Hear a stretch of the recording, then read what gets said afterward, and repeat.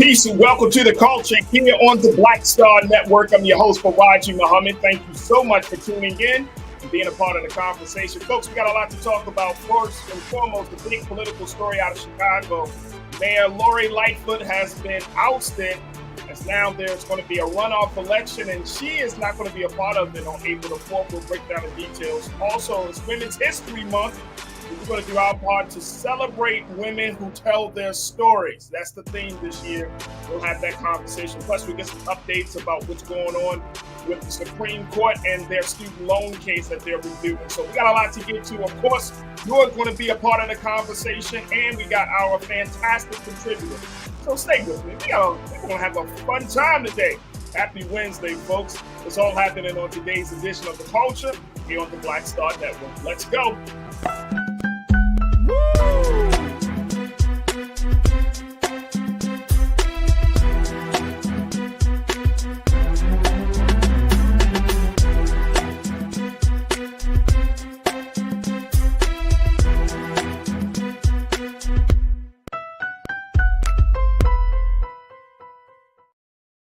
Folks, welcome to the culture here on the Black Star Network. I'm your host, Farajii Muhammad. Thank you so much for tuning in, and I'm looking forward to hearing from so many of you this afternoon.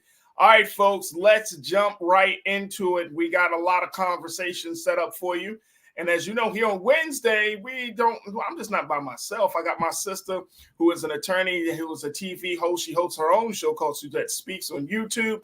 We got my sister Suzette joining us in a few moments as we have these conversations. The big one, though, the first one, is about what happened in the city of Chicago as Mayor Lori Lightfoot has officially been ousted, folks. Take a look at the report that has come out now and where the city of Chicago stands on their mayor's race that happened yesterday. And it was a very, very decisive, it was a major decision that the Chicago voters had put out there, saying that Mayor Lori Lightfoot just didn't do enough for the city. Take a look at this, folks. Paul Vallas and Brandon Johnson will meet in a runoff to be the next mayor of Chicago after voters denied incumbent Lori Lightfoot a second term. Now, Vallas is a school CEO backed by the police union and county commissioner endorsed by the Chicago's teachers union. They both advanced to the April 4th runoff after none of the 9 candidates was able to secure over 50% of the vote on Tuesday to win outright. And so Lori Lightfoot, she's the first Black woman and first openly gay person to lead the city. She won her first term in 2019 after promising to end decades of corruption and backroom dealing at City Hall. But opponents blamed the Lightfoot for an increase in crime that occurred in cities across the U.S. during the pandemic, and criticized her as being a divisive, overly contentious leader. She is the first elected Chicago mayor to lose a re-election bid since 1983, when Jane Byrne, the city's first female mayor, lost her Democratic primary. All right, I want to bring my sister Suzette Speaks into the conversation as we look at what's happening in the city of Chicago. She's hailing all the way from the great city of Miami, Florida. Yes, 305 in the How you feeling this afternoon? Wonderful. Happy Wednesday, everybody. Shout out to the Culture crew watching live and team replay. Absolutely. Absolutely. All right. So, Suzette, Lori Lightfoot, she was always somewhat of a controversial figure in Chicago politics, but now it has been decided. Lori, Miss Mayor Lightfoot, thank you for your services. You will no longer be needed here. It was a rough night for former Mayor Lori Lightfoot. When I looked at the numbers, Farajii, we're looking at 17% of the total votes. She came in third place behind those 2 front runners, as you described, who will go on to the runoff election on April 4th. But yeah, the top 2 vote getters were at 34% for Mr. Paul Vallas and 20% for Brandon Johnson. So them combined is more than 50%. So this was definitely a message that was being sent by Chicago voters. And unfortunately, it was not her night. No, and it's not her night at all. And I'm wondering, what does that mean? Because we often talk about Black folks in power, particularly, positions of power like, state legislator or even mayor, in some cases governor. So is this a way of is this any type of rebuke about her personally, you think? Or is this just based upon how she has, structured the government and how she runs the government? Well, she's definitely a strong mayor in more ways than one. People have criticized her style.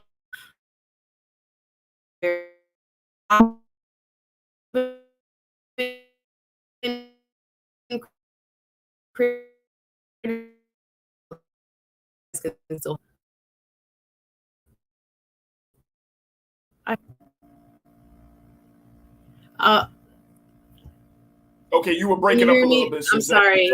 Shout out to Struggle Streaming. But as I was saying, was that crime has been up in her city. So as far as her personal leadership style, that definitely has come under critique as well. People have said that she's a very strong and assertive, kind of top down, strong leader.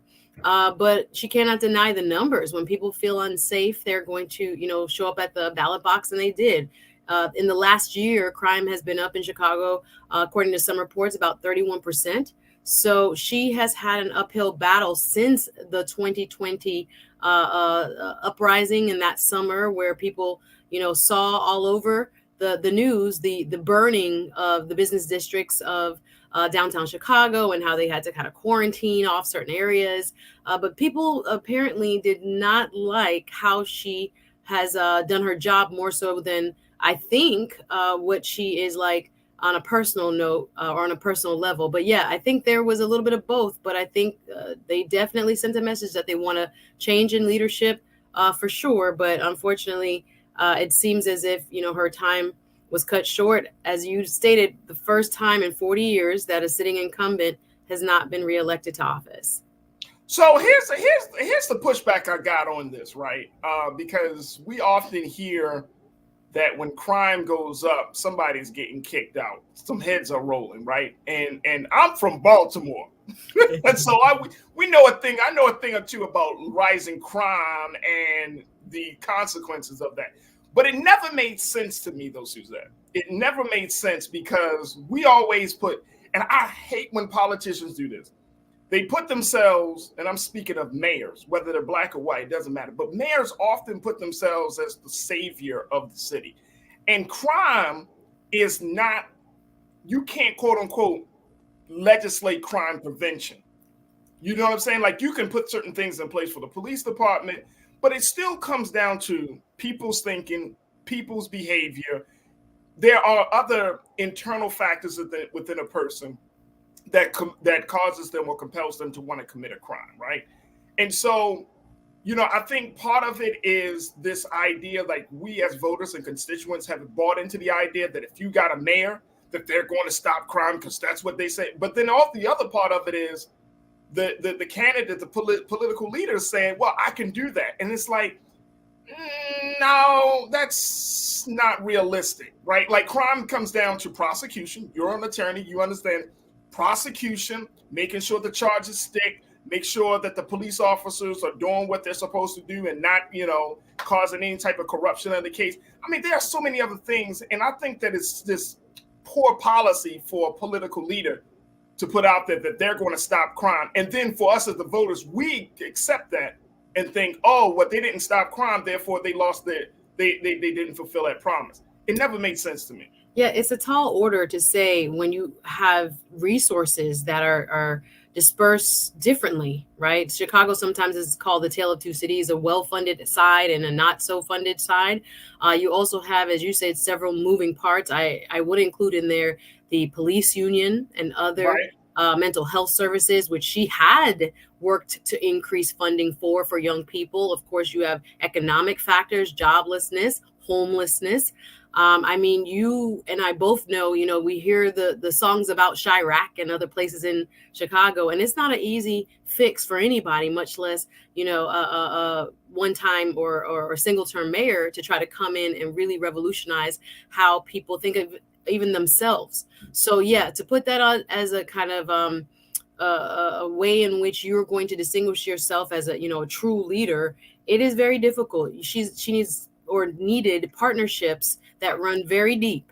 And even when I look at some of the ways that she has been depicted on social media through memes and even just seeing her at on the street, if you will, while she's walking around the city, et cetera, there didn't seem to be, oftentimes with young people, like a mutual respect there. And I think sometimes we overpromise, underdeliver, and I think that might have been part of her issue when it came to crime. But I think across the board, we also have to recognize during the pandemic, major cities, it's not only Chicago, which is our third largest city here in the United States, across major cities went up when the pandemic hit. So here, and we got the word, the youth vote. Or we as constituents think that the mayor can do more than they're able to do. Yeah, so I didn't mean to interrupt, Suzette. Just wanted to because I'm getting you a little glitchy, so I was like, let me jump in. But sorry. That's all good. But here's the thing, and we're going to take a quick pause after I make this. But again, crime is not predicated on who's mayor. Like no criminals running around like, oh, so and so is mayor. Yeah, I can't do it, bro. I can't do it. Like nobody's thinking that. But the other part of it is the point that you just made. Crime has gone up across the country. And see, this is part of the problem. I think this lies on us as constituents / voters. Sometimes I think we have unrealistic expectations of what a political leader can really do. So we put it all on the government and not thinking about, what is the role that I can play to help be a partner with my government? That's the part. How do we become partners? Like we have become so conditioned, and this is not because of our fault. This is over years and decades of conditioning in America that if you have any need, if you have any issue, go to the government and they will fix it. Versus this new paradigm shift that we're slowly accepting, which is if you have a need, then get up off your ass and help and make something different, a different reality. That's a different type of citizenship. We've had a passive level of citizenship in this country for so many years. Now, when a moment like this happens, when you have all of this upheaval and partisanship and all of this stuff happening within government, it's like it's very hard for people to jump into becoming an active citizen where they're seeing themselves as partners with the government and not just constituents. So, I got to take a quick pause. I'm going to let you respond to that. And of course, crew, I want to hear what y'all got to say as we talk about this big story out of Chicago. Mayor Lori Lightfoot is out. She did not run her re-election bid. But what's your take on how people feel about crime and her being able to not live up to the expectations? Join us in the conversation. Post your comments in the chat, and we'll try to get to as many as possible. Stay with us. We got a lot to talk about here on The Culture on the Black Star Network.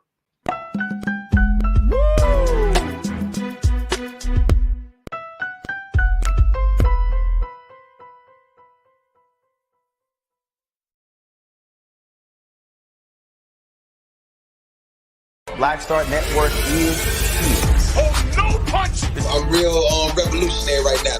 Thank you for being the voice of Black America. All momentum we have now, we have to keep this going. The video looks phenomenal. See, there's a difference between Black Star Network and black-owned media and something like CNN. You can't be black-owned media and be scared. It's time to be smart. Bring your eyeballs home. You dig? When you talk about blackness and what happens in black culture, we're about covering these things that matter to us, speaking to our issues and concerns. This is a genuine people-powered movement. There's a lot of stuff that we're not getting. You get it, and you spread the word. We wish to plead our own cause. Too long have others spoken for us. We cannot tell our own story if we can't pay for it. This is about covering us. Invest in black-owned media. Your dollars matter. We don't have to keep asking them to cover our stuff. So please support us in what we do, folks. We want to hit 2,000 people, $50 this month, raise $100,000. We're behind 100,000, so we want to hit that. Y'all money makes this possible. Checks and money orders go to P.O. Box 57196, Washington, D.C. 20037-0196. The Cash App is $RM Unfiltered. PayPal is R Martin Unfiltered. Venmo is RM Unfiltered. Zelle is roland@rolandsmartin.com.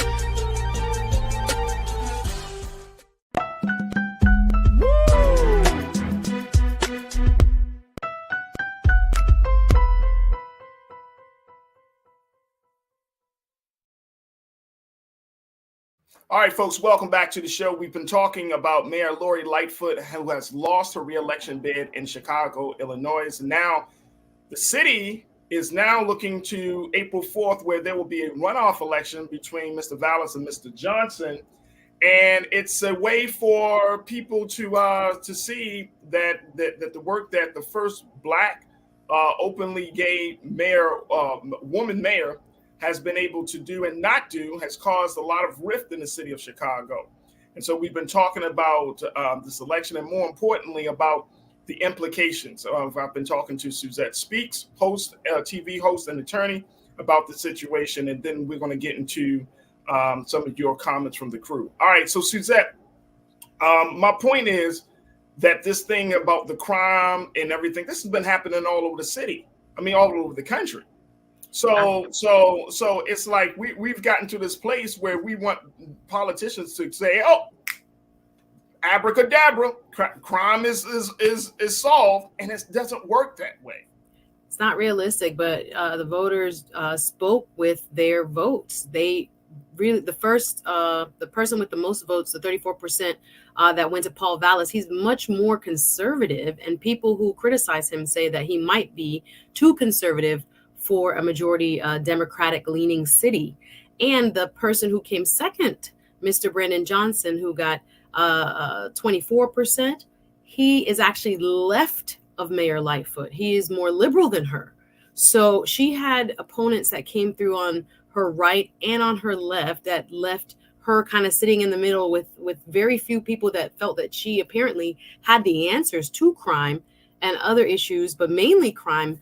Many have suggested is the main issue that voters really took issue with her with in terms of the election. So I understand what you're saying fully, Farajii. This one person, the mayor of any city, needs partnership, needs resources in order to fight something as large as the entrenched gang culture and economic challenges across her city. This is not something that really can be cured in 4 years. And again, you had a pandemic right smack dab in the middle that she had to also contend with people, all over the country had, these issues, this increase in gun violence as we've seen across the board. But yes, I agree with you fully that there's no one person that can resolve this for any city. But unfortunately, if you don't feel safe, you vote accordingly. And as I said, for the person who is much more conservative, he has the backing of the police union to get that 34% to her 17 says a lot. And he's quite conservative. I know. Look, let's keep it 100, Suzette. When you say it says a lot, that means it's a little speculative, a little suspicious. Well, because police unions, let me tell y'all folks, and for those who may not know, police unions ride with the police until the wheels fall off. Unfortunately, these unions were created at a time in the 50s and the 60s and during the time where police brutality, of course, was happening. But they are for the interest of the cop. They are not for the interest of the community. They're not for the interest of the city. They don't give a damn about some of, the circumstance. They're for the interest of that police officer, and they're going to ride with the officer until the wheels fall off. And so, yes, I would be suspicious.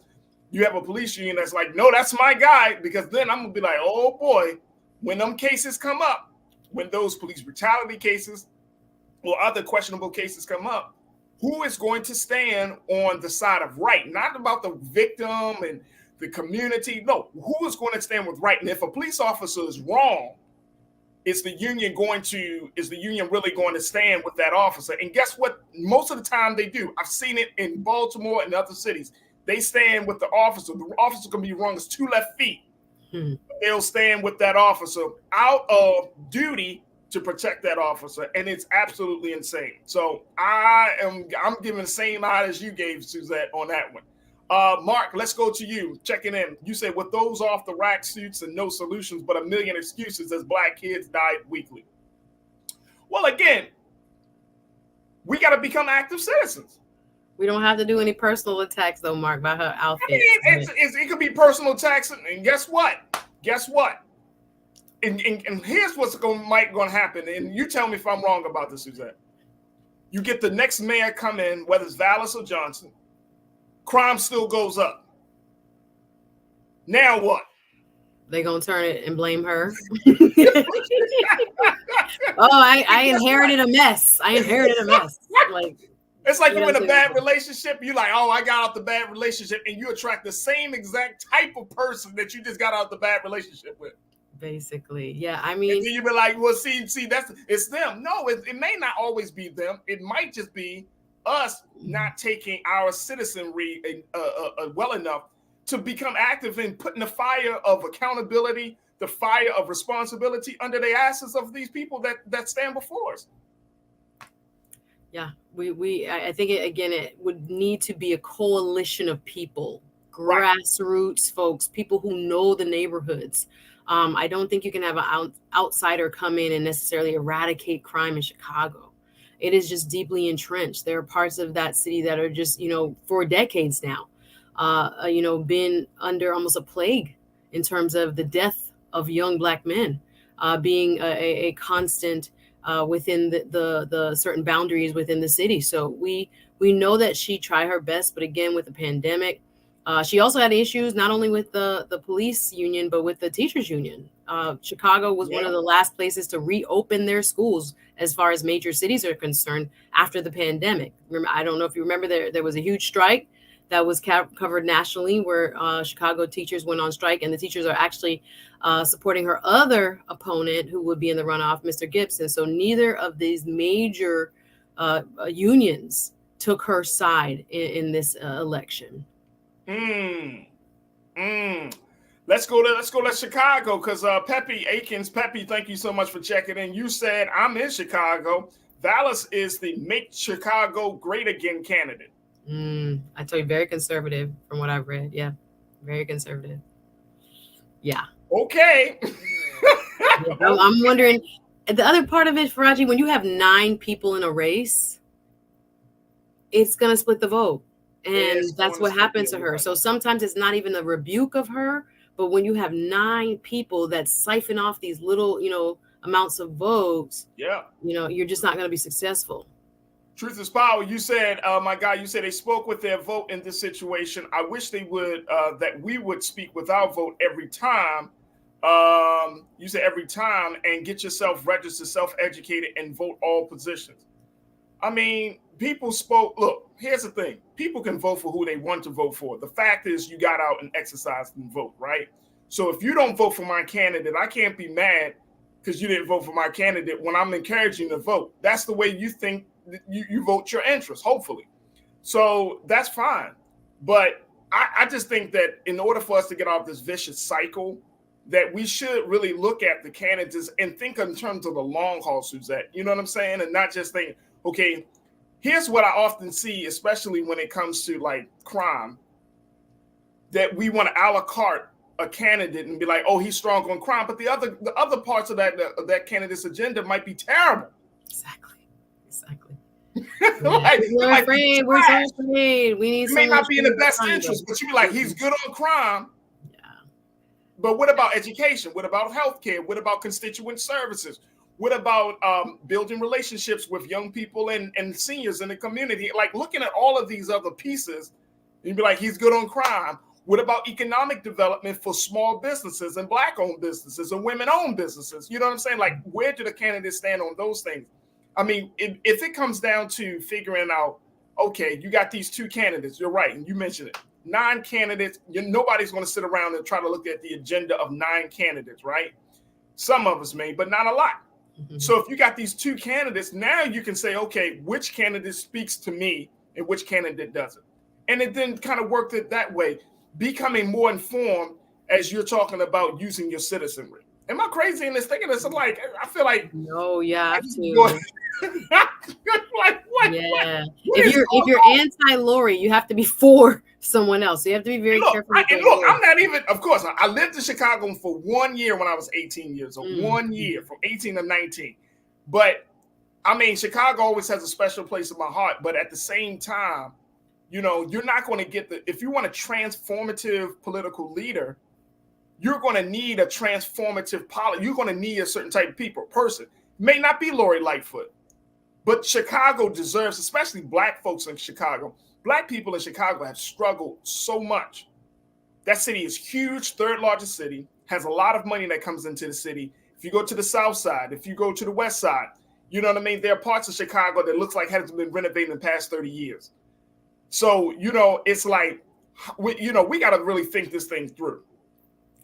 Yeah, we're going to have to, whoever wins, for people who live in Chicago, I act like I live up there, but we're going to have to proverbially speak of the voters get out.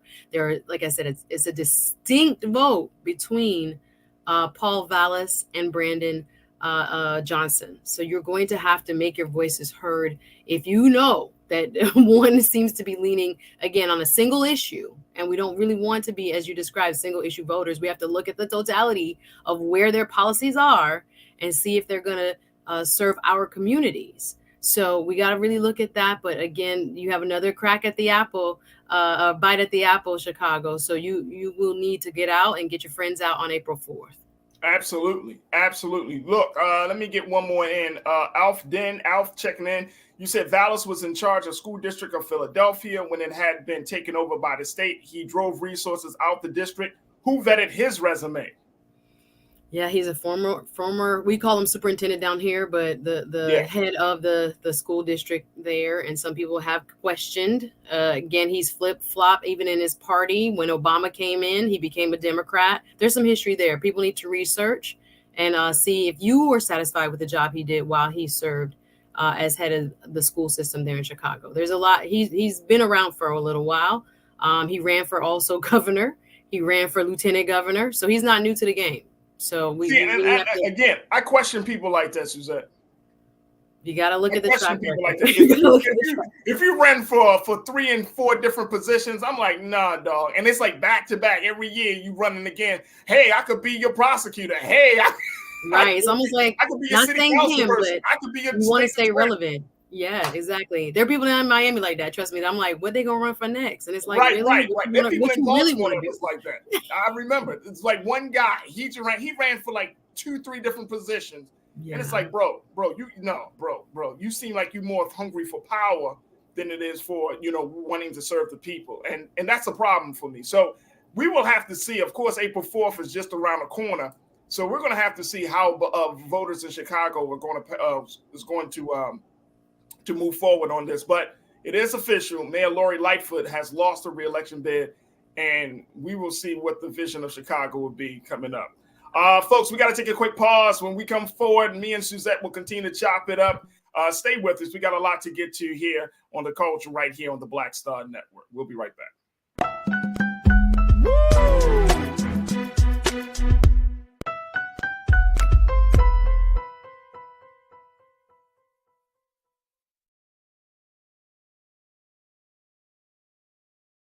When you talk about blackness and what happens in black culture, we're about covering these things that matter to us, speaking to our issues and concerns. This is a genuine people powered movement. There's a lot of stuff that we're not getting. You get it, and you spread the word. We wish to plead our own cause. Too long have others spoken for us. We cannot tell our own story if we can't pay for it. This is about covering us. Invest in black-owned media. Your dollars matter. We don't have to keep asking them to cover our stuff. So please support us in what we do, folks. We want to hit 2,000 people, $50 this month, raise $100,000. We're behind 100,000, so we want to hit that. Your money makes this possible. Checks and money orders go to P.O. Box 57196, Washington, D.C. 20037-0196. The Cash App is $RM Unfiltered. PayPal is R Martin Unfiltered. Venmo is RM Unfiltered. Zelle is Roland@RolandSMartin.com.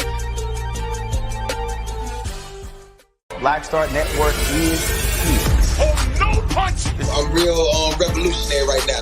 Thank you for being the voice of Black America. All momentum we have now We have to keep this going. The video looks phenomenal. See, there's a difference between Black Star Network and black-owned media and something like CNN. You can't be black-owned media and be scared. It's time to be smart. Bring your eyeballs home. You dig? Hatred on the streets, a horrific scene, a white nationalist rally that descended into deadly violence. White people are losing their damn minds. An angry pro-Trump mob storms the U.S. Capitol.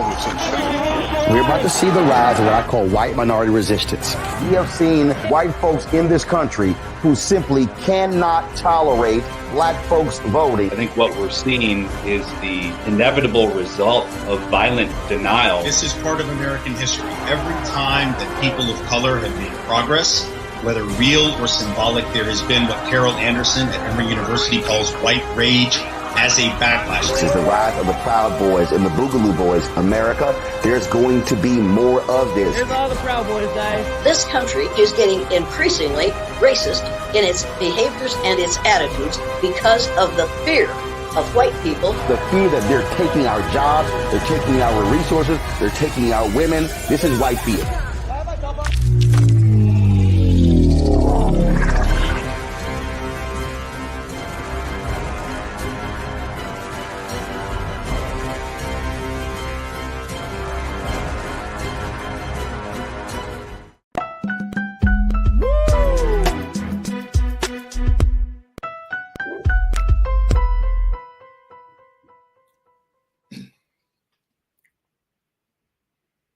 All right, folks, welcome back. Have you ever heard of the term white flight, where there are that term was often used to describe the large population of white people who have moved out of the city into the suburbs as a result of many factors, from crime to taxes and a whole lot of other issues? Well, there is something that's happening in the city of Atlanta that's taking white flight to the next level, where white people and white residents are not just leaving the city of Atlanta, but they're looking to establish a whole new jurisdiction. This is the situation in the case about what's happening in the community of Buckhead, which is currently a part of Atlanta, and how two bills are looking to create a separate jurisdiction for this affluent community. Take a look here, folks.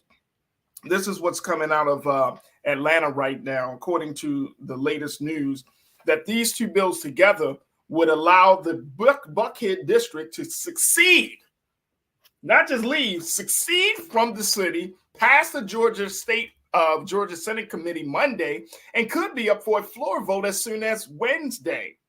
If approved by both legislative chambers and signed by Governor Brian Kemp, who is a Republican, the measures would allow residents of the roughly 24 square miles, 62 square kilometers, Buckhead area to vote in November 2024 on whether to leave Atlanta and form their own city. Now, while the Buckhead City movement has a powerful backer in Burt Jones, the state's lieutenant governor and state senate president, the measures are expected to face resistance in the House. Let's bring my sister Suzette back into this. Suzette, you brought this to my attention. Yes, sir. What's going on, ATL? I see the Chicagoans are in the chat heavy with the Mayor Lightfoot. So we're glad to have you here, and I can't wait for ATL. Here come Atlanta. Here comes Atlanta. We're going to make everybody mad today, but we got to talk about it because this is a huge deal, guys. We're talking about nearly 1/5 of the population of Atlanta, and about 38% of the tax revenue would leave this city if the Buckhead city is allowed to be formed by the state legislature. So there's so much pushback. I know that the mayor there, Mr. Andre Dickens, is firmly against this, as well as many others, mostly Democrats, are saying, what are we doing here? Why would you just allow this majority white and quite affluent side of town to just up and leave? There have been rumblings about this happening for several years. Actually, from when I was a little girl, I heard this as a rumor for years and years, but it never really got serious traction until about maybe the last cycle of elected officials. It was the state Senate president before now, as well as the House of Representatives chairman in the state legislature of Georgia, that kind of knocked it down and didn't give it life, but now it has life. So it's a bill. It has reached committee, come out of committee, can be voted on by the Senate and the Georgia House, and may be signed by the governor. But this is highly unprecedented. It has never been done before, and many are questioning exactly why and why now. So that's one of the questions that I have, which is why now.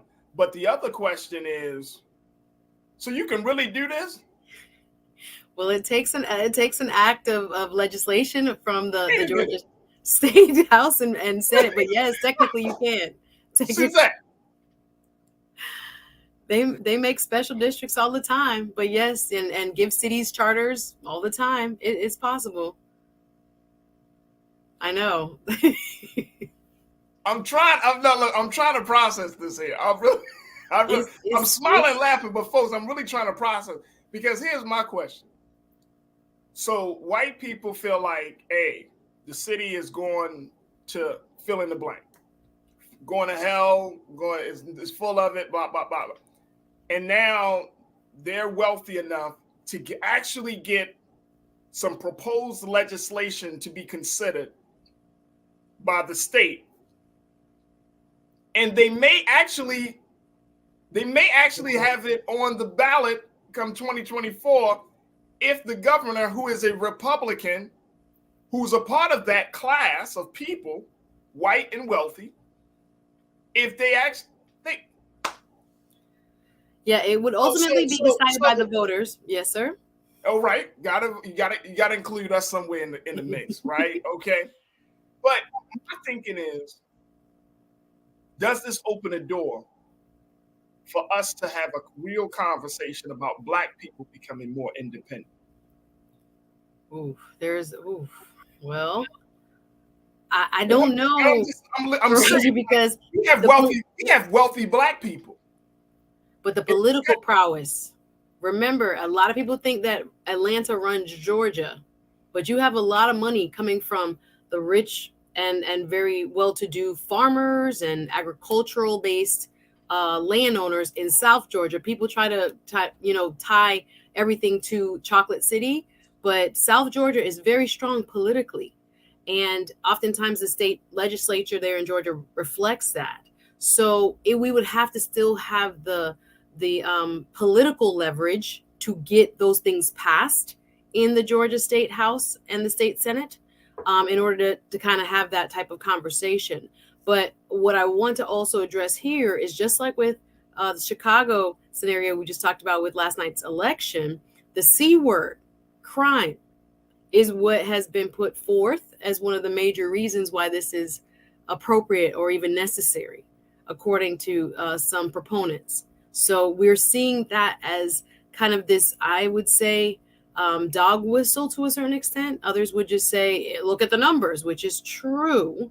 But we are going to have to kind of debate whether that should mean actual secession, as opposed to having other ways of addressing that, if that is the issue really at hand. The other thing I want to bring up, Farajii, is that this special new city district would also have the land that within its boundaries that would be designated, or is being kind of disputed and fought over right now, to be designated for that large cop city that it has been, in the news, where they're trying to develop a huge training facility for police officers. And there have been even one gentleman who was killed while protesting on that land a few months back. But yeah, there's so many other kind of intricacies that people are wondering what's really behind this move and why now.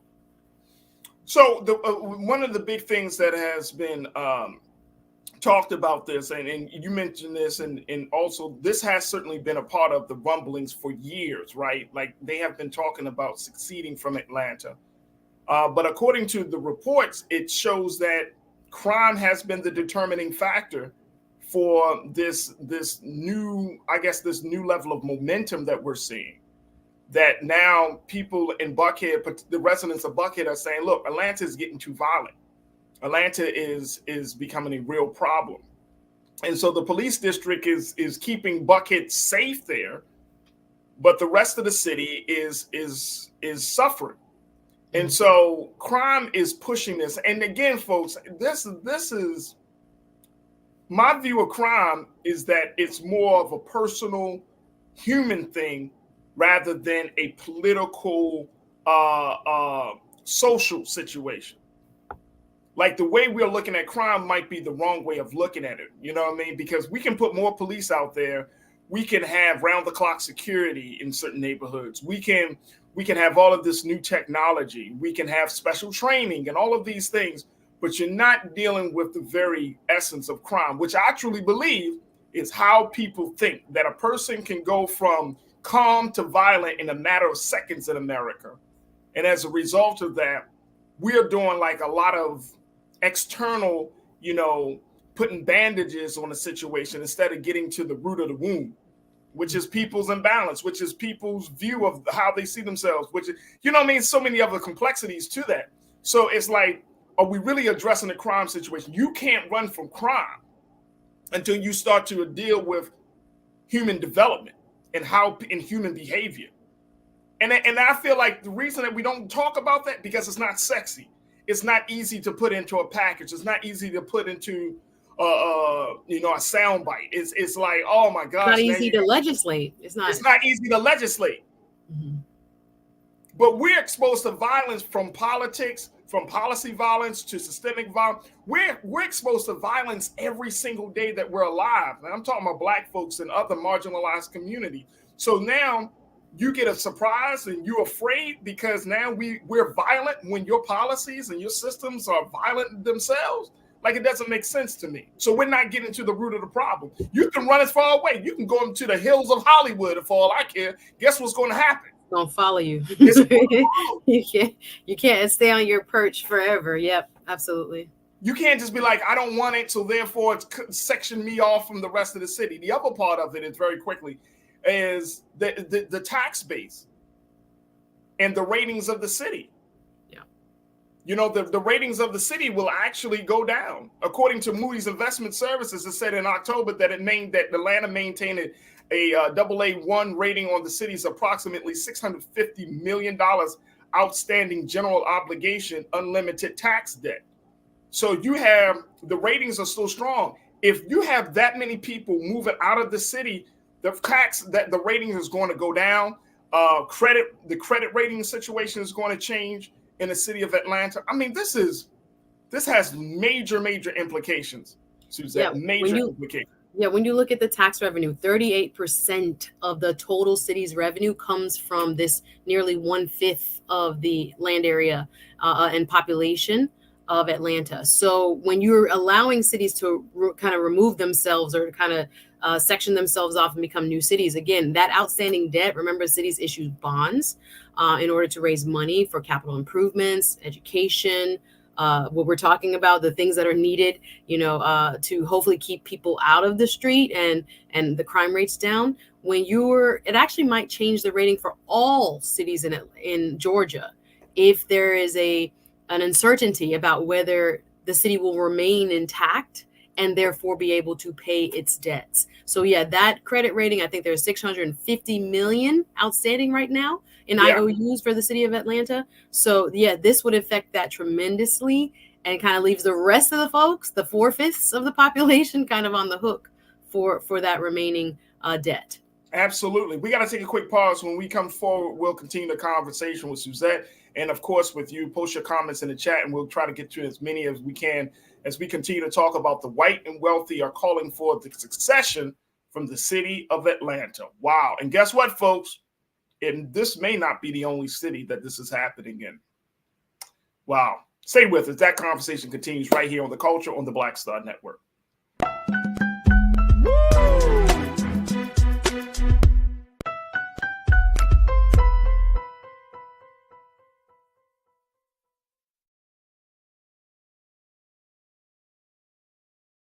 Folks, Black Star Network is here. Oh, no punches! I'm real revolutionary right now. Support this man, Black Media. He makes sure that our stories are told. Thank you for being the voice of Black America, Roland. All momentum we have now We have to keep this going. The video looks phenomenal. See, this difference between Black Star Network and black-owned media and something like CNN. You can't be black-owned media and be scared. It's time to be smart. Bring your eyeballs home. You dig? Pull up a chair. Take your seat. The Black Table. With me, Dr. Greg Carr, here on the Black Star Network. Every week, we'll take a deeper dive into the world we're living in. Join the conversation only on the Black Star Network. Hi, I'm Dr. Jackie Hood Martin, and I have a question for you. Ever feel as if your life is teetering and the weight and pressure of the world is consistently on your shoulders? Well, let me tell you, living a balanced life isn't easy. Join me each Tuesday on Black Star Network for A Balanced Life with Dr. Jackie. We're all impacted by the culture, whether we know it or not. From politics to music and entertainment, it's a huge part of our lives, and we're going to talk about it every day right here on The Culture with me, Farajii Muhammad, only on the Black Star Network.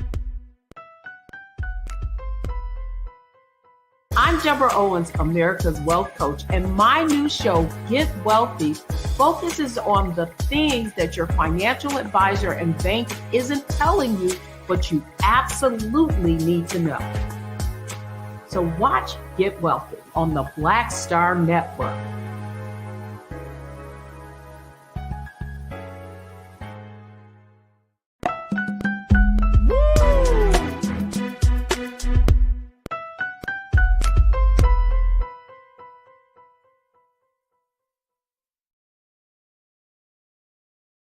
Folks, welcome back to the show. We've been talking about what's happening in the city of Atlanta, where white and wealthy residents of the community of Buckhead is looking to succeed from the city of Atlanta for a number of reasons, mostly because of crime, and looking to establish their own jurisdiction as an independent city. Now, this comes as a result of two bills that have gone before the Georgia Senate Committee, who has approved the move, and now it moves forward to the other part of the Georgia process of political process. And if that's approved, it goes to the desk of Governor Brian Kemp, who has the opportunity to sign off on it, and then it will be up for on the ballot come November 2024. And this is creating a firestorm of controversy where people are asking, can this really happen? And if it does, what will be the implications of it? We've been talking to my sister, Suzette Speaks. Suzette, so when we talk about everything from credit ratings, when we're talking about everything from the crime piece, we're talking about all of this. Again, I'm just going to throw this question out there. Why haven't Black people been able to do this? You said political prowess. Yeah, I don't see it kind of bending that way. I see it more so as being a possible dangerous precedent for other more affluent, predominantly white areas around our country in various municipalities saying, we don't want to be a part of every, city. But we all across the country have very affluent parts and more economically challenged parts to a lot of our cities. That's how it has been as far as a kind of remnant of, the racial segregation that we've suffered for so long in our country. And of course, economics hit different communities differently, depending on your levels of education and opportunities, et cetera. Right. So imagine, I looked at it more so as this being possibly a precedent for other very wealthy, for example, parts of Miami or wherever, to just get up one day and say, no, we're no longer, this specific neighborhood is no longer part of the city of fill in the blank. And what that would mean for cities across the country. As you mentioned, coming off a break, we are seeing something similar happening in Mississippi. It's a little bit different, but where they are now in their state legislature taking up possible legislation to separate out districts for judicial districts for predominantly white, more affluent areas, to separate them in terms of who the judges are and who selects those judges from the predominantly Black cities in Mississippi, for example, Jackson, right? So I'm more concerned looking at it from maybe not how we can possibly utilize it. And I think I'd have to give that a little bit more thought, but I'm seeing it as like, if you have an affluent side of town that has the political leverage in a state capital, they could possibly start making enclave cities. And I think that could be very, very dangerous for us. Very dangerous. Conscious Thought thinks along the same way. Conscious Thought, my guy, you said if Buckhead is able to succeed from Atlanta and Jackson, Mississippi is able to carve out a niche Caucasian enclave, then watch out and wait for the ripple effect. Nationwide, everyone will want to do it, except for Black people. That's what I'm saying. But we don't necessarily have, the power of City Hall in each and every city. We don't. But even in the cities and the states that we do have Black leadership in City Hall, we're not even thinking like that. I don't see how necessarily it would benefit. I don't necessarily. I'm just saying, like the same way, the same reasons that these white residents are saying, "Hey, crime is up," blah blah blah. We need to take our talents elsewhere and establish our own jurisdiction. Black people can say the same thing. We have wealthy Black people. We have Black people who are in positions of power. They could do that. They don't have to do it exact same way, but I'm just saying, just the thought that, hey, you know what? Whatever group. And create my own thing. The reason is because how many wealthy Black areas do we have in the cities across this country? Yeah, I was thinking that. I mean, like little enclaves. Yeah, majority of our cities are not where you have predominantly Black neighborhoods. Right. Happen to be maybe middle class equal to, or some may be a little bit more affluent, but the majority possibly, I don't know the numbers, are not necessarily going to be the higher tax base.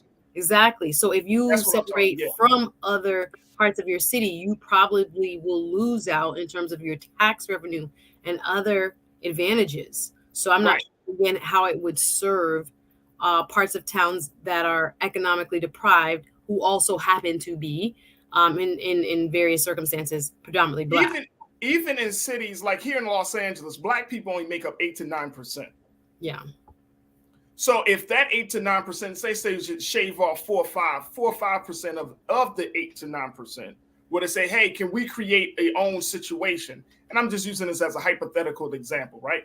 Like if we create our own situation, that shouldn't be frowned upon because we don't have the quote unquote the numbers to show that we're a majority. In some cities where you have Black people that are 40, 50%, in Baltimore it's like 65%, when you have the numbers is one thing, but when cities where you don't have the strong numbers of Black folks compared to other folks, then it could be a possible option. And again, I understand your point in terms of the politics, but I'm just saying, even getting down to the very essence, which is the thought, like, hey, you know what? We're wealthy. We have some level, we have privilege. We have power, people that represent us in the state government. We can do this. Black folks, we unfortunately have to just be resolved to, okay, we got to live in this condition. And that's a different level of thought. That's all I'm saying. I understand your point. My biggest fear for something like this is this will become segregation by another name. We're going to say. That's what Janelle said. That's what they know. It's like a high crime, it's high this, it's high this, and then you separate people, and it happens to be all white people end up here and all Black people here. I'm not for that. That's what Janelle said. She said they can actually they are actually legislating segregation and calling it special districting. So here's the thing. If there was, and I think we got this again, this goes back to our race conversation in America. If there was a very real, honest conversation about race, where we're saying, okay, as Black people, we bring this to the table, and white people are saying, hey, this is what we're willing to bring to the table, and we both keep our promises, there could be some actual coexistence. But if you have some cities, and this is the thing about segregation and integration, Black people have tried to live with white people tried to live with Black people, but for a number of reasons, it hasn't been working. Now, it hasn't totally disrupted the country because that's the state that we're in. But is it a real situation, or is it something only compelled by law?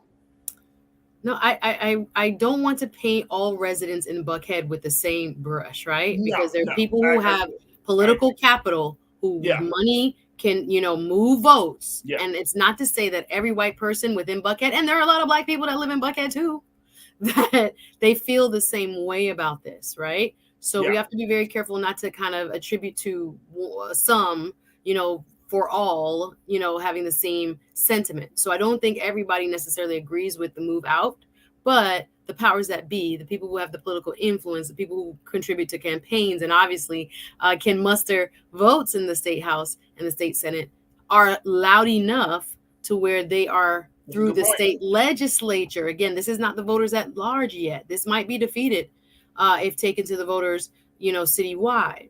But we got to be very careful. Like I said, I don't think necessarily everybody holds this same sentiment. And I also think that if we look at it kind of for I don't know how much progress we would make. And then people would have to have the bigger conversation is what does progress look like to you and what does progress look like to me? That's true. As far as what would be beneficial to our communities as a whole. I just don't know if, just economically thinking about thinking about other resources. I'm just thinking about cities here in Miami. I wouldn't want that. I wouldn't want us to separate out because it just depends on how much money and how much political influence you actually have. And culture. It could be a very divisive, there's an economic piece to it, but then the cultural piece, and I think that's the other underlying thing that Buckhead is probably saying culturally, Atlanta and the direction that Atlanta is going, culturally there's an influx of new black folks that have moved to Atlanta as a result of a variety of factors now being called Black Hollywood in some cases. So, culturally, Atlanta has changed. And some of those white residents could be like, you know what? I don't want to deal with that. And that's fine. That's cool because every community have their own culture. But now it's getting to a different place. And so when you have a situation like this, it's like you, regardless of whether you actually feel like, oh, no, I'm not doing this because I'm racist, or I'm not doing this because I don't want to live around black people, or I don't want to, I think I'm better than the mainland or whatever the case may be. But it's hard to differentiate those persons from the persons who are moving forward with this effort. And if you're in the city of Buckhead, if you're a white resident, are you going to leave Buckhead and say, no, I'm moving back to Atlanta? Or are you going to be like, it may not be a bad idea? I don't know. We'll have to see. I think we got to We will have to see. This is interesting, though. I'm so happy that you brought this to our attention. So this is very interesting. I'm going to keep my eyes on this. Folks, we got to take a quick pause when we come forward. It is Women's History Month here with March 1st, and we're going to talk about what it means, and more importantly, what's the theme for this month's celebration. Stay with us. That conversation is up next here on The Culture on the Black Star Network.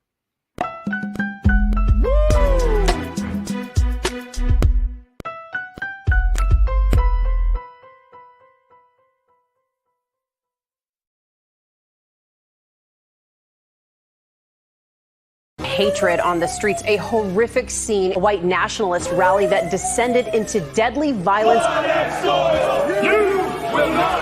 White people are losing their damn minds.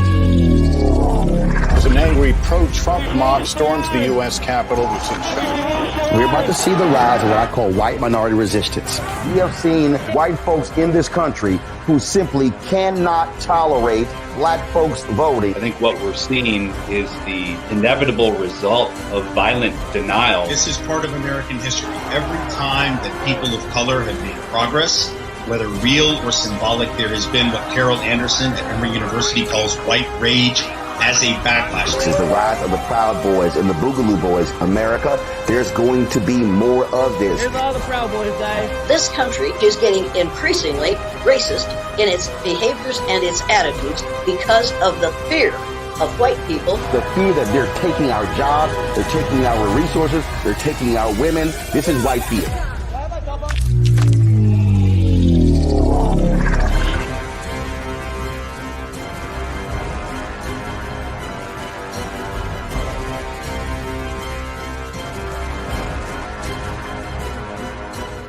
Black Star Network is here.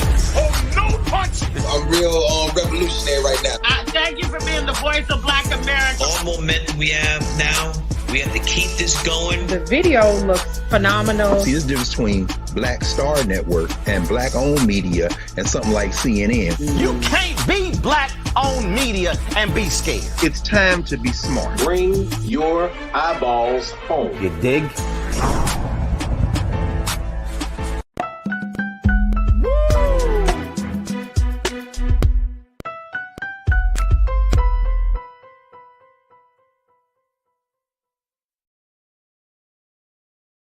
All right, folks, today it is March the 1st. It is the first day of Women's History Month, and this is the month where we talk about the great accomplishments and celebrate the great triumphs that women have made for this country, and there are so many stories to tell. And this is why the National Women's History Alliance, this is one of the major organizations that help to spearhead the effort to declare March as Women's History Month. This is why today they have officially said that the theme for this year's celebration will be celebrating women who tell our stories. Now, let me just share with you what the National Women's History Alliance have put out there as to what we should be celebrating during this month. Take a look at this. This is from their website, but they said throughout 2023, the NWHA will encourage recognition of women, past and present, who have been active in all forms of media and storytelling, including print, radio, TV, stage, screen, blogs, podcasts, and more. The timely theme honors women in every community who have devoted their lives and talents to producing art, pursuing truth, and reflecting the human condition decade after decade. Oh, well, first of all, I'm so happy that today landed on the first day of Women's History Month, landed on Wednesday, because we want to celebrate Suzette Speaks. Hey, let's go. Hey. Happy Women's History Month, everybody. It's a beautiful time of year where we get to share stories and celebrate. Yeah, right, so Suzette, looking at this month is talking about, women telling their story. How does this resonate for you? Why is this so important? Well, it's super important. I was trying to look up some numbers as far as pay in terms of what a man makes. All about that money. I hear you. You've been on that money. We've made so much progress, right? Pay equity is one of my key issues. And again, it can be difficult to track because so many people, their salaries are kept hidden. And I see a movement now moving away from that. But nonetheless, according to some reports, women on average, and I think that includes all races, make about 82, some say 84 cents for every dollar a man makes. And there has been a lot of progress. And I think the storytelling aspect of what we can do through this month is going to be super powerful, because I think a lot of times within our multi-generational society, people who might feel as if we've come far enough may not really truly understand the sacrifices and the distance that we've come and in such a short period of time. Yeah. When I'm thinking about how, the 50s and the revolution there, the birth of feminism in I think it was the early 1900s. The first Women's History Week was actually by the Communist Party here in the United States back in, I believe it was like 1904. And it was Women's History Week for a long time until I think Jimmy Carter still had a Women's History Week. And then in the 80s, it became nationally Women's History Month and now celebrated across the world. So it did start here in the United States. But of course, there are also various stories about the origin as to where it came from, why we chose March. And I've read that there was apparently some sort of suffragette march or riot back in the 1800s, but some dispute whether that even occurred or whether it was made up to justify the celebration. So we've gone from a day to a week to an official month that is signed in or recognized by each and every president each and every year. So yes, the storytelling for me is super important, because I do think we have a lot of unsung heroes. And again, from all economic backgrounds, all ethnicities, walks of life. There are so many stories that need to be told about women overcoming the odds and making progress in whatever way they see fit. So I think this is a wonderful time of year. I'm big on celebrating it, and I'm an event producer myself, oftentimes putting together events. But I think the storytelling theme is quite appropriate. So the other part about the whole storytelling theme is women often aren't seen, especially Black women, right? Black women aren't seen enough. We don't know the struggle, the path, the story that Black women have to take, or the stories of Black women who have made great contributions. So when I was reading about this theme, I was like, this is perfect, man. This is perfect, especially at a time where so many people have made these generalizations about who women are. And I'm not just talking about Black women. I'm just saying women in general from all different backgrounds. You know, we think we know women. And I'm saying as a man, we think we know women. We think we got y'all all figured out and stuff. But y'all very... Is that possible? No. No, it's not, Suzette. Clearly, we're complex. We're very complex. Y'all too complex and too layered. I like when sisters, and I hear sisters say this all the time. I am very low key. You're like, actually, I am low maintenance. You know what I'm saying? I don't ask for a lot. Like, oh my! I just want you to give me the world. That's not asking for a lot. What's the problem? I want the sun, moon, and stars. Right? Not all of us, but it's yes. The issue. I just want you to submit to my feet as a god. Well, there's that. There's that. Sound like a podcast right now. Right. Yeah. But no, I think it's important. Stories. Here's the thing about stories, and which is why I think, even here on Black Star Network, this is why we're talking about the power of the story. Stories open us up to understanding a person. When you have a good story, when you hear a person's story of how they got from point A to point B, it makes you have a greater either respect for that person, a better, compassion for that person. Like, you know what I mean? Like, people don't know your story, Suzette. Like, I'm sure you have a very, very important, interesting story, right? If people sat down and kind of chatted with you, like, Suzette, how did you get to this place? How did you become a lawyer? And all of these things. That story, your story alone would be so powerful. They'd be like, wow, I didn't even know. Exactly. Absolutely. But to see the story, and this is the beauty, to see women tell their stories in the media space, especially like from podcasts to film, TV, and these things. I mean, we're starting to see Hollywood is slowly turning to women to hear their story. And I think it's an important move for so many Black women. Very important. And I hope that a lot of sisters out there who watch the show understand that your story matters. It absolutely is critical. Like, if we don't know your story, like, I loved when I remember as a child hearing the story of how my mother grew up and how my grandmother grew up. Those stories were very interesting to me. And, as a child, you like 6 or 7, you like, what? Like, my grandmother would be like, you were born back when dinosaurs. Like, but to hear her story, it just made me feel a greater admiration for who she was as a woman. Because, yes, she's grandma or she's mom, but then you start to see the other side of her. It's like, no, this is the so-and-so, the woman. Not just as the mother, she's the woman. And that means that makes all the difference in the world. We're going to take a quick pause. When we come back, I know you got something to say, Suzette, so I want to get your thoughts on that. And, of course, crew, I want to hear your take on this as well. So stay with us. More about Women's History Month and this year's theme, celebrating women who tell their stories. What are your thoughts? Stay with us. This conversation continues right here on the other side, right here on The Culture on the Black Star Network.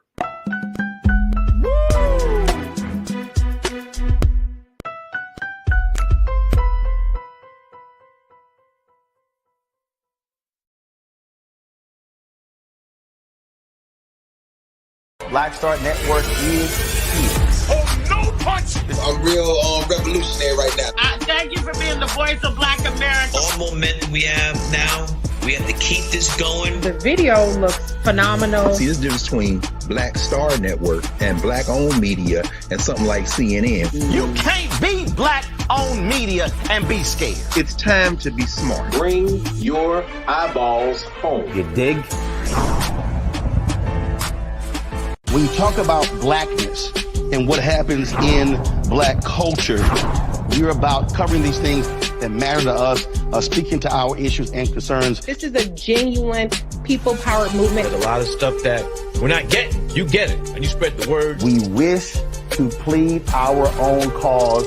Too long have others spoken for us. We cannot tell our own story if we can't pay for it. This is about covering us. Invest in Black-owned media. Your dollars matter. We don't have to keep asking them to cover our stuff. So please support us in what we do, folks.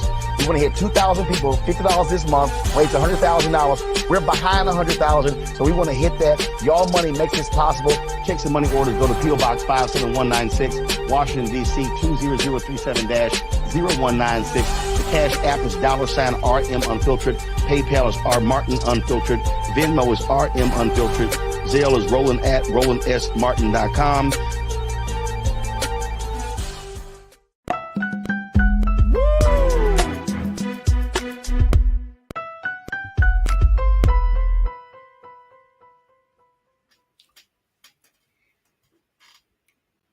All right, folks, welcome back to the show. We're talking about the first day of Women's History Month, which is actually today. And this year's theme is celebrating women who tell stories. Yes, yes, yes. Women who tell stories. I got a woman who tells stories all the time. I ain't talking about stories like she's lying. I'm talking about stories of other women and other people who speak their truth. My sister Suzette Speaks, TV host and attorney. But Suzette, I wanted to get your take on that, you know, the importance of telling stories, like really giving people an understanding about who that woman is beyond just the roles that we might see. And I'm speaking of the story, the women in our families. She's not just your aunt. She was a woman before she became your aunt. Absolutely. I used to hear some of my relatives say, I wasn't always old. I wasn't born old like that. Because I think sometimes, and I think within my own work, having put together events around Black women, Black judges, women judges. You be doing it too, Suzette. I checked you out. You've been doing this for years. This ain't because the power.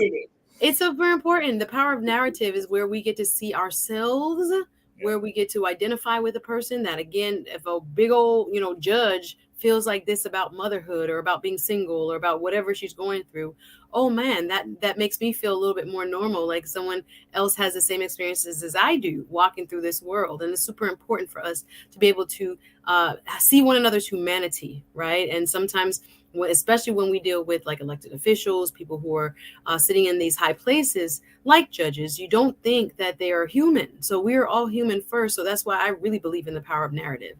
And I would also like that for this month, for us to focus on sharing stories within our own families, as you mentioned. I think there are times in which I look around and I think some of the stories that should be passed down have not been. And of course, sometimes they can be quite painful.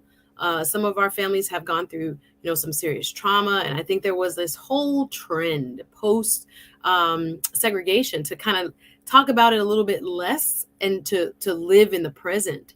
But I think there has been a kind of renewed awakening to how important it is to tell our stories of our individual families, what mama them was like, what great grandma them was like, how they cook, how they, pass along culture in language, in food, and how they dressed, why they dressed that way, how they worshiped even. And there are so many parts of our culture that I think, especially nowadays where we are so inundated, or younger people are so inundated with culture via social media, it's super important now that we sit down and we actually tell them what we've been through, so that there's this continuity in terms of the messages that we carry. They're not dying and they're not being replaced by ones that don't serve us. Right. Absolutely. Absolutely. And I think that's the important part of this. Let me get a couple of comments from our crew here.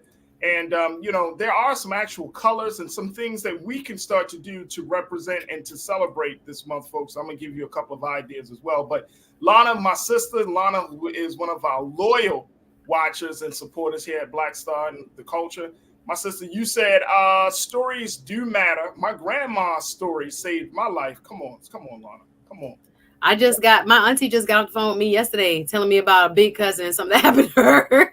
And wow. I was like, whoa, really? She was like, don't do it. Don't do it. Because and I'm glad you brought that up, and Lana brought the same point up. Like, now that I have a daughter, And now that, and even when I was growing up with my sister, you know, having like when my mother was alive and then my sister was around, like that level of connection, being able to like, you know, being able to like talk about those certain stories, right? When my grandmother on my mother's side was very close to my family. So she raised me just as much as my mom and dad.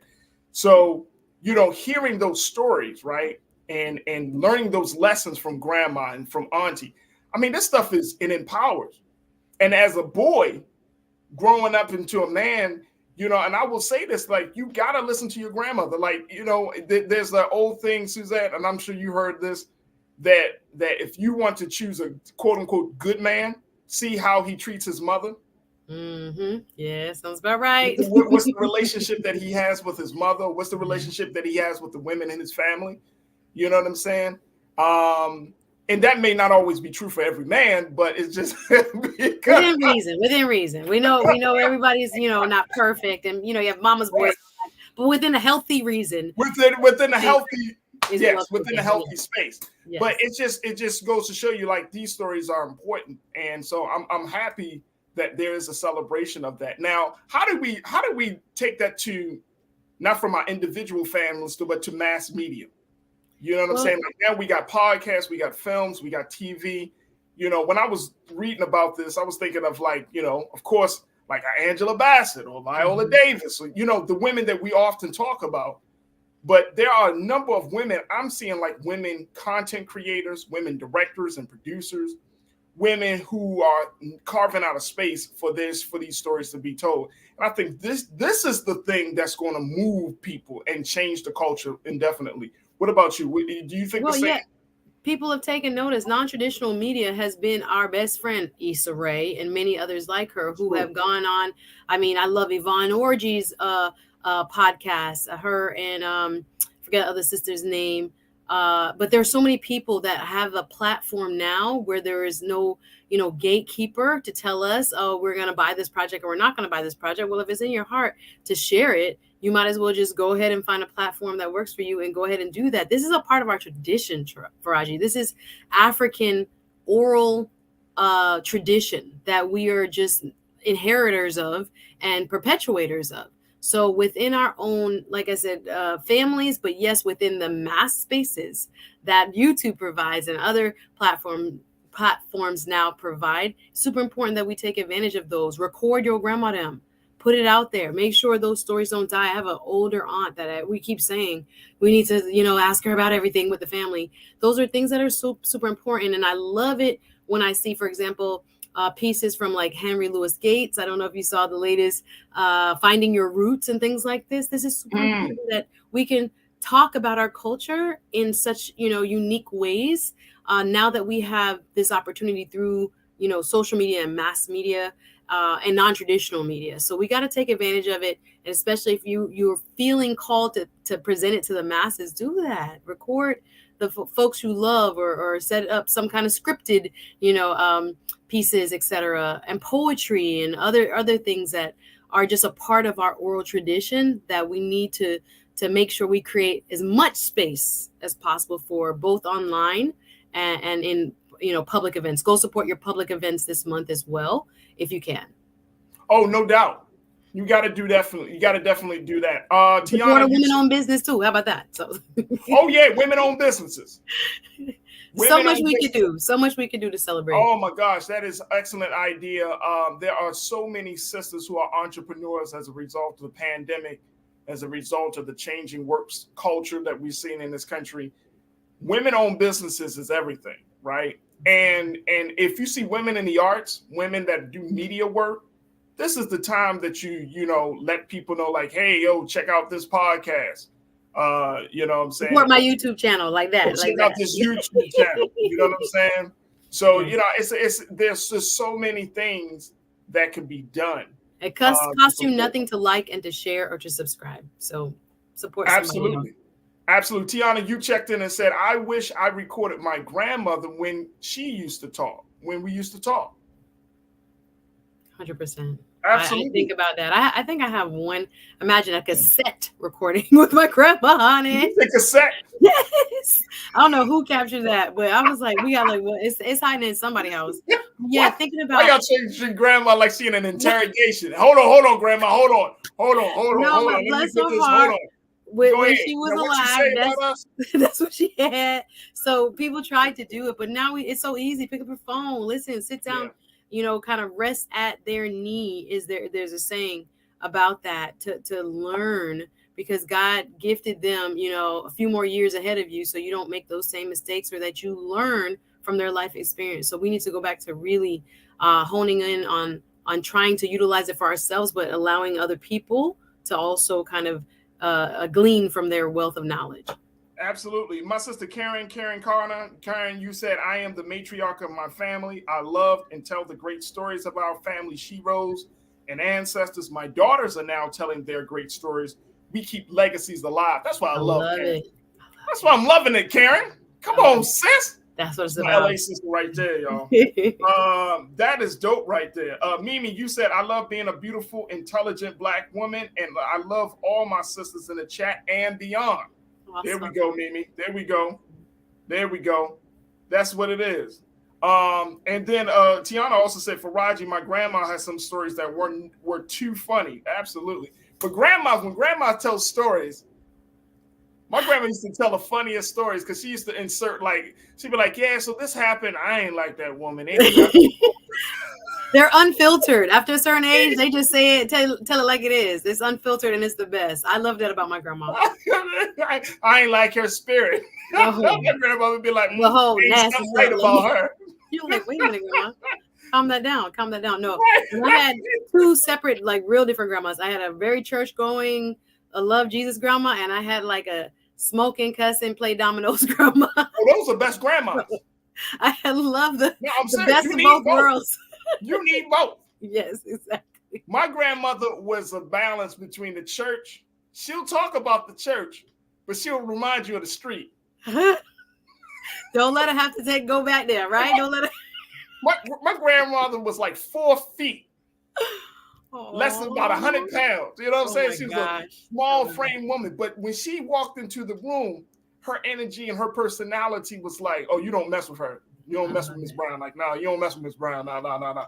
Miss Brown, whatever you need, Miss Brown. She'd be like, boy, and she her little fist, smack you upside. I'm like, Grandma, put the fist down. Nobody afraid of you, Grandma. I am, but nobody else. Right. You know what I mean? So big shout out to all the mothers, the grandmothers, but more importantly, big shout out to all the women. This month, we're going to do our due diligence here on the show, Suzette, to talk about some powerful women that are putting out some powerful stories. And, we want to highlight that this month. So big shout out to all the women. This is going to be an incredible month. Just like Black History Month was an incredible month. This month should be a call to action for us to understand and to get into a better respect for the woman. Because when we learn understanding that woman, that is going to be important. I think June is also for what? June is for Father's Day. Music and Father's Day. Father's Day. I know that's because I know some brothers. Right. What about the man? Trust me, brothers. It's coming. Yeah, it's coming. We got to take a quick pause. When we come forward, we're going to be checking in with the Capitol Hill correspondent from the Griot, Ashley Banks, to give us some updates on some of the other big stories of the past week. We're going to get her some updates about the student loan case that's being determined by the Supreme Court and more. So stay with us. That conversation will come up here on The Culture on the Black Star Network.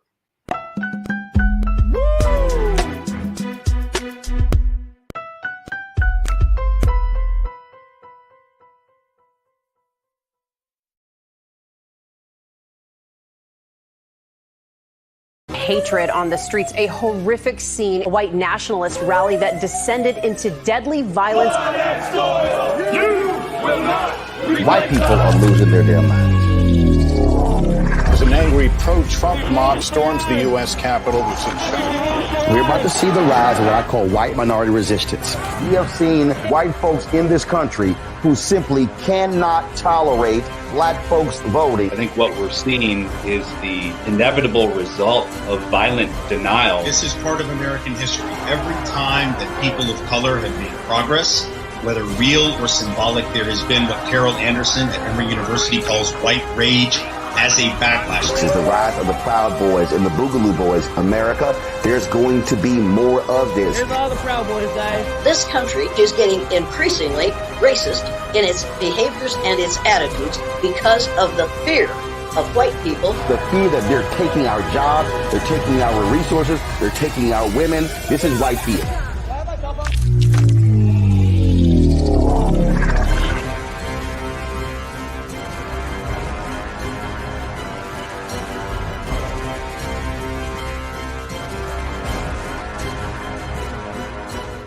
Black Star Network is here.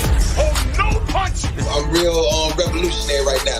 Thank you for being the voice of Black America. All momentum we have now, we have to keep this going. The video looks phenomenal. See, there's a difference between Black Star Network and black-owned media and something like CNN. You can't be black-owned media and be scared. It's time to be smart. Bring your eyeballs home. You dig?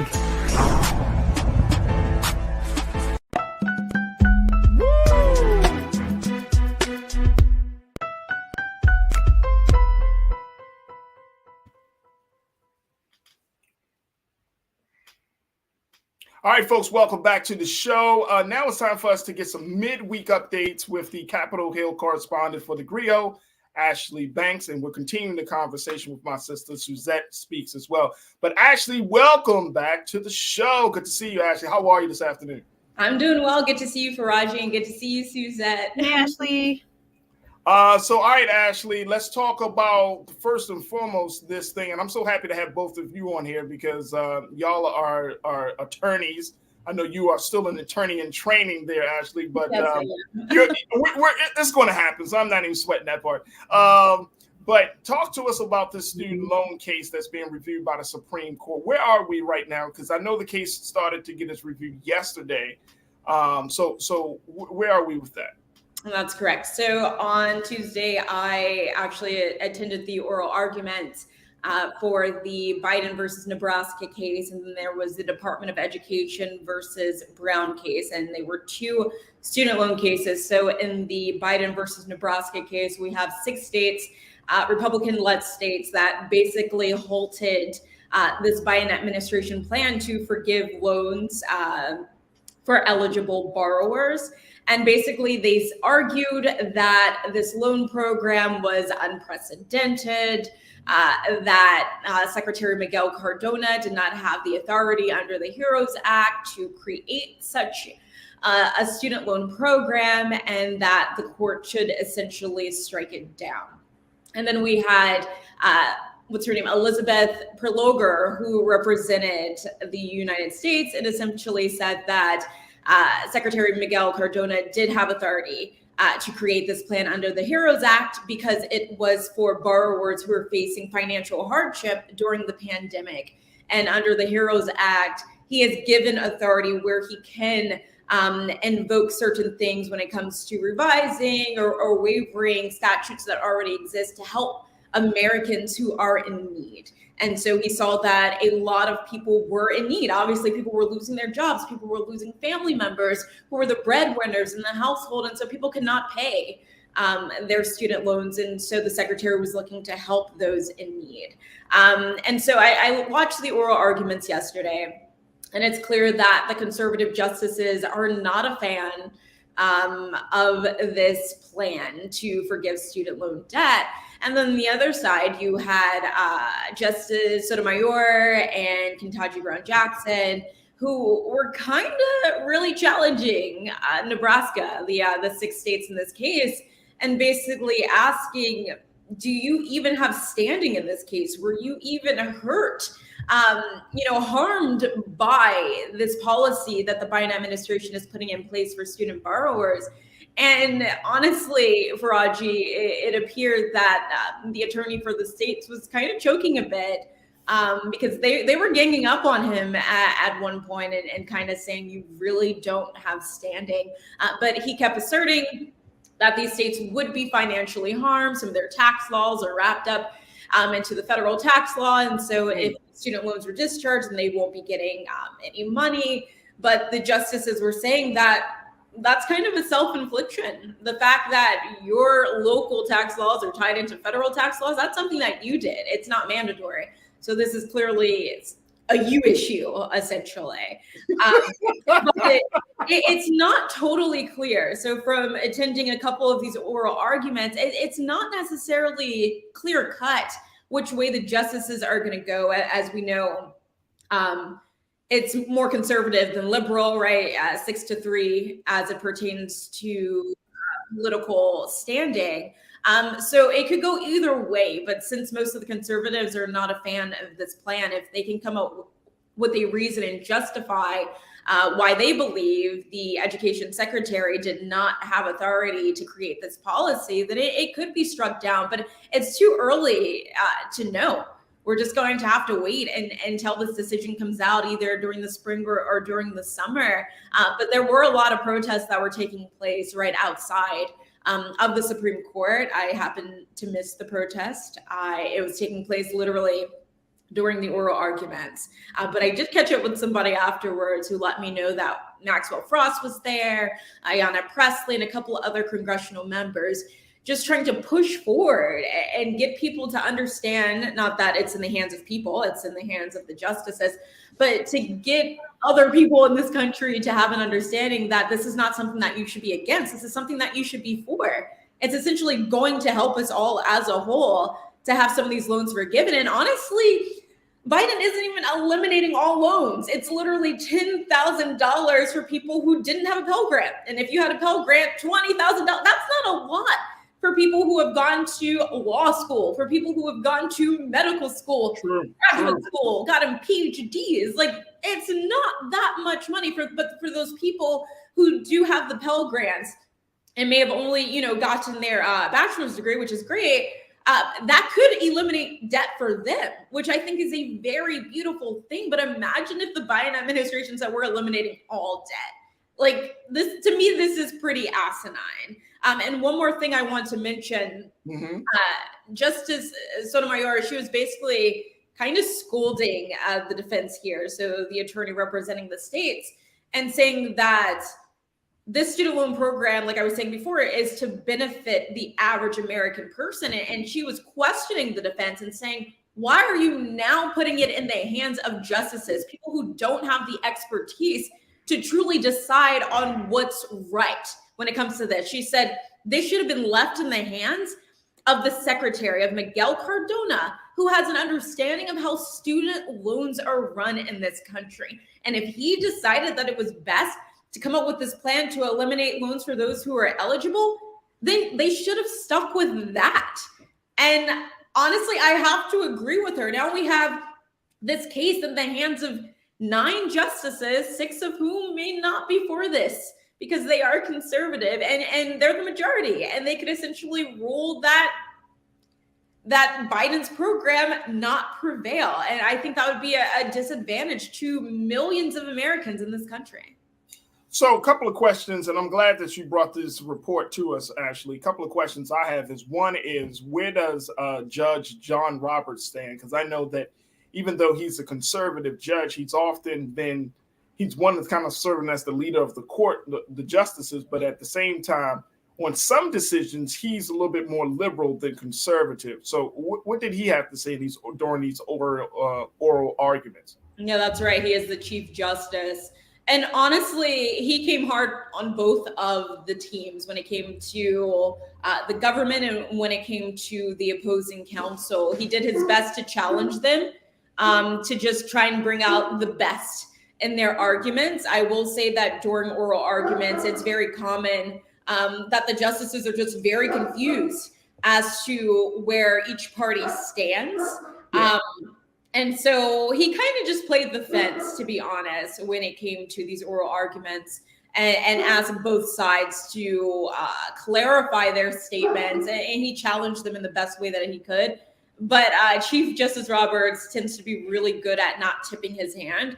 Like I was able to see with Justice Ketanji Brown and even Justice Kagan, you could tell how they felt during the oral arguments, depending on how they reacted to whoever was giving their oral argument.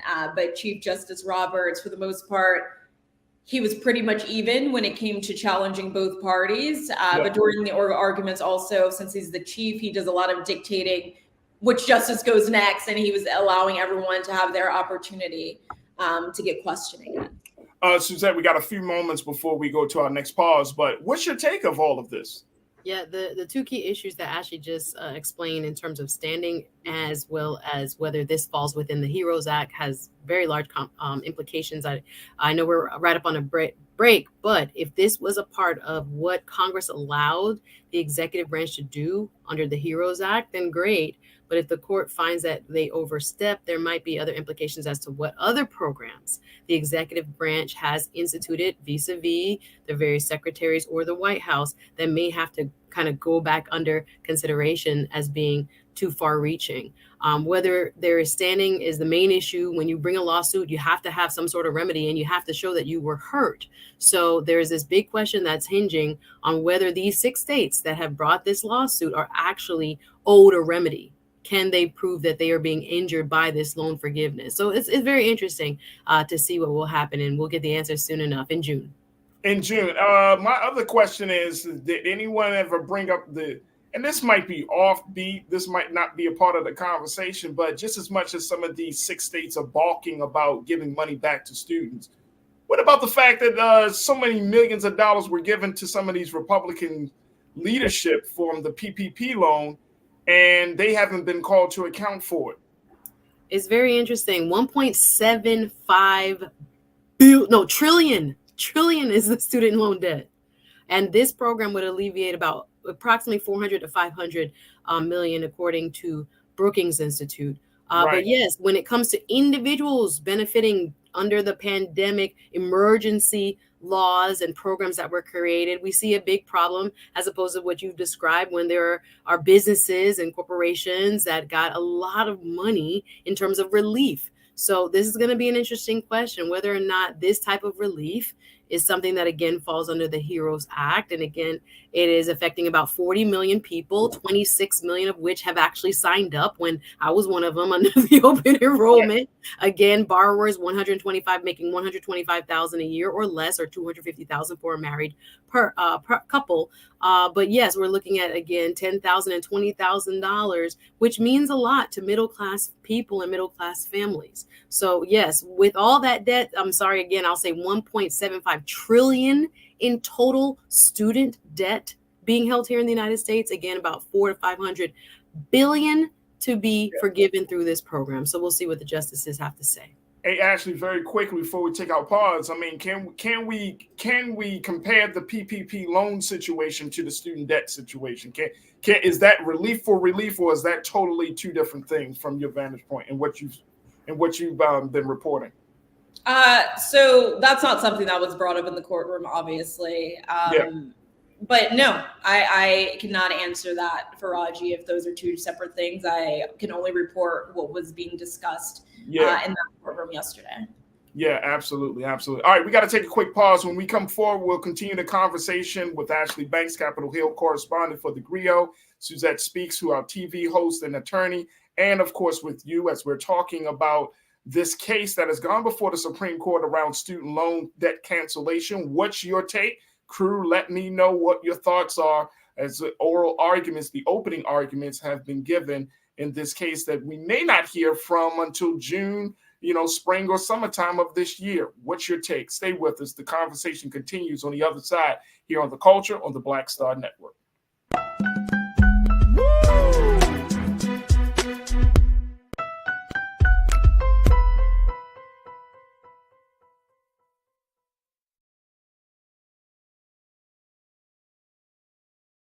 Pull up a chair, take your seat. The Black Tape with me, Dr. Greg Carr, here on the Black Star Network. Every week, we'll take a deeper dive into the world we're living in. Join the conversation only on the Black Star Network. Black Star Network is here. Oh, no punch! I'm real revolutionary right now. Thank you for being the voice of Black America. All momentum we have now, we have to keep this going. The video looks phenomenal. See, there's a difference between Black Star Network and black-owned media and something like CNN. You can't be black own media and be scared. It's time to be smart. Bring your eyeballs home. You dig?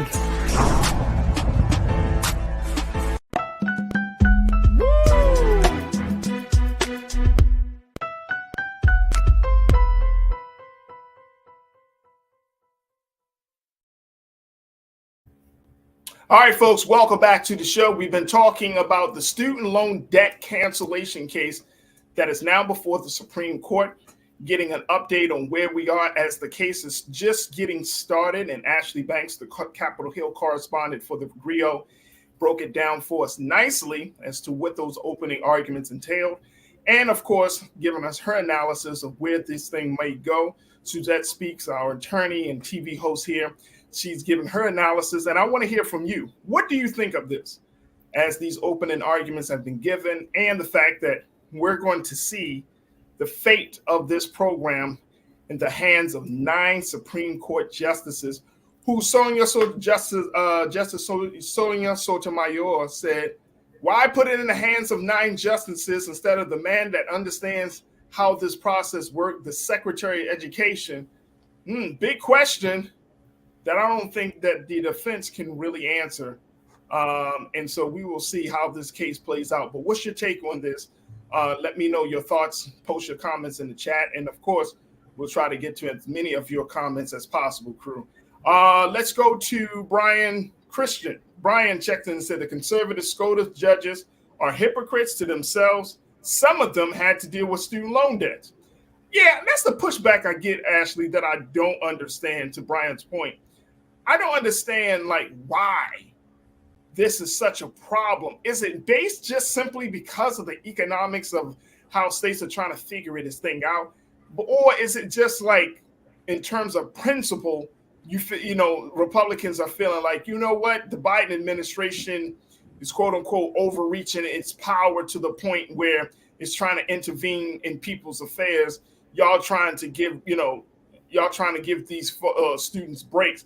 But aren't students supposed to be an investment in the next generation, an investment into the future? I'm not understanding the rationale in the whole thought process behind rejecting canceling student loans from the Republicans' point of view. Yeah, so I had the opportunity to speak with a couple of people, and they said this is simply a political stunt by members of the GOP. They just don't want to see the Biden administration have such a big win. And then there's that other side where I'm sure you've heard Republicans or conservatives say, well, if I had to pay my student loans, these people should have to pay their student loans as well. And that's kind of what we see with the Department of Education versus the Brown case, where there's 2 students who were ineligible to receive the student loan forgiveness program that Biden proposed. And so they were upset that their loans were within a private sector and that they didn't qualify to have their loans eliminated. And so basically it's if I can't have my loans eliminated, or if I already paid for my loans, then why are other people getting off scotch-free? And it's just that, to me, that's not a fair argument. Yes, it's unfortunate that you may not have qualified for the program, but don't knock somebody else's blessing just because you feel like you're not going to be able to get off, right? That you're not going to be able to have your loans eliminated. You just went through a different process. Get educated. It happens, and hopefully you'll see a breakthrough at some point. But right now, the people who are eligible did not have these private loans, and they maybe also didn't come from the same background as you did, right?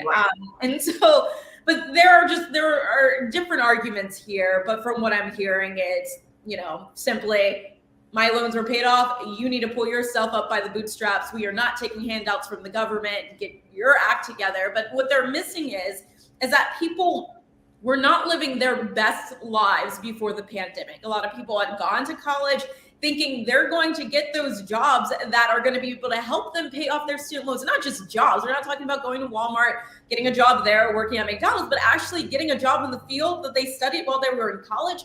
And that didn't happen for a lot of people. And then the pandemic hits, people get sick, they lose family members, they lose their jobs, and now they really can't afford to pay those loans. And so the government saw that and decided, hey, I know we can't eliminate all of your loans, but at least let us try to help relieve the stress that you may be under due to financial hardship. And so it's just a pity that we have some Republicans who just don't want to see that happen.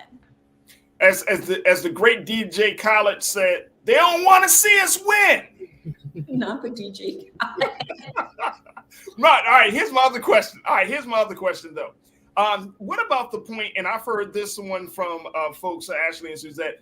Ashley, I want to get your take on this first. But what about the conversation about schools being too high, the tuition and cost of schools being so high, and that there should be a review, or there should be some level of like a cap for certain schools, because the loans wouldn't be so high, the loans wouldn't be such a problem if the cost of education wasn't as high as it is. Was that brought up in the conversation? It wasn't. I think it should have been brought up in the conversation, but also if it were brought up, it kind of would be a moot point, because that's not the point of this, the oral arguments, right? They're there to argue that the Biden administration's plan is legit, and the defense is saying we're going to suffer financial harm. So that's not the place for that conversation. But I believe the conversation needs to be had. For years, we've had activists saying that we need a universal system. There's universal healthcare in other countries, making sure that students go to college for free. Like you said earlier, the next generation is investing in their education so that they can progress and really be, contributing members of society. And if people have to put out hundreds of thousands of dollars just to go to school, some people just can't afford that, and they're not going. But then the conversation would have to deal with the public sector and the private sector. Obviously, the private schools can do whatever they want to do. But when it comes to public schooling, public colleges, I believe that there should be a cap. I believe that, obviously as inflation is rising, the cost of living is rising, the cost of schooling is rising. But I really do think it's unfair, because other people's salaries aren't rising, right? With inflation and the cost of living increasing. But I think that is a discussion that needs to be had. But we live in a capitalist society. And so honestly, it's a big moneymaker for states. That's sad. And just people's salaries who work at these universities. That's sad. I don't want to hear that. Yeah. Actually, you don't need to hear that. That's sad. Suzette, what's your take on that? Schools and tuition costs being too damn high. Well, there's truth to it. I mean, there are people that have argued for quite some time now that the cost of education is just out of control. And of course, there are bidding wars, there are pricing wars in terms of the perception of how valuable a specific institution is. People wouldn't want, some universities argue, a cheap sounding or cheap costing university. There's that kind of, marketing that goes along with your sticker price. But this is something that needs to come up in terms of Congress. So if this is something that I think the American people want to see, then it becomes a question as to, lobbying your congressional leaders so that they start to, work on legislation and get something passed with this regard. But it would be very difficult, I think, in its kind of free market kind of politics and in our system. People can set whatever price they want to. But if there's something with regard to public education that can be done, it would have to be either state legislatures or our U.S. Congress. Absolutely. Jump in real quick for Farajii. Go ahead. Suzette is saying here, it's up to Congress for sure. And we saw a couple years back where Bernie Sanders, he proposed a bill for free college and the cancellation of student debt, but he received a lot of backlash, people just calling him an extreme liberal who just doesn't understand how the economy works. But there are quite a few people that are in Congress who do want to see colleges free of charge for American citizens and for every American borrower to not be in debt. Damn, man! If Bernie Sanders was president, let me go to a couple of the crew remarks. Instructor Joe, you said the cost of education is increasing, but the quality of education is not, and the value of that education is steadily depreciating. So I think that's the other part of this. I mean, it's probably unspoken, but you're paying for something, and then you're not really able to get the greatest benefit from. But then I think that is juxtaposed to what Chris mentioned. Chris Big, my guy, you said get a degree in something that's so sought after. You don't need loans like risk management or electrical engineering and patent law. So we're talking about a lot of money is being spent, and then you still have students, Ashley, who are going into these colleges, racking up these prices, and then they're for courses or for majors that they may not even use. They may not even take advantage of it. You know what I'm saying? So personal choice. I don't know if that comes up into the discussion as well. But how big of an emphasis should we place on that? I feel like people should be able to choose what they want, right? I hear Chris, and I think that, it's kind of practical. But at the same time, if I'm going to be investing 4 years of my life out of university and I'm already spending money, it's going to be on something I want. I'm fortunate that I was able to attend Morgan State University and receive a bachelor's in journalism, and to actually become a journalist was a huge success. But I also know a lot of people who attended university with me and wanted to become journalists, but just couldn't land that gig. And here we are literally 10 years post-graduation, and they're just having to work whatever gig that they can find.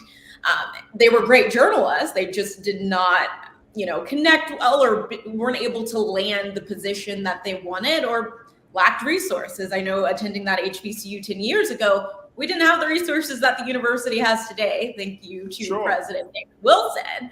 But it depends on the school you're going to as well, not just the degree that you're seeking. So we have, the University of Maryland College Park and the Towson University in Maryland. And those people, if they're attending the university for journalism, they have programs in place for these people to have mentors. And by the time they're about to graduate, some of them already have jobs lined up.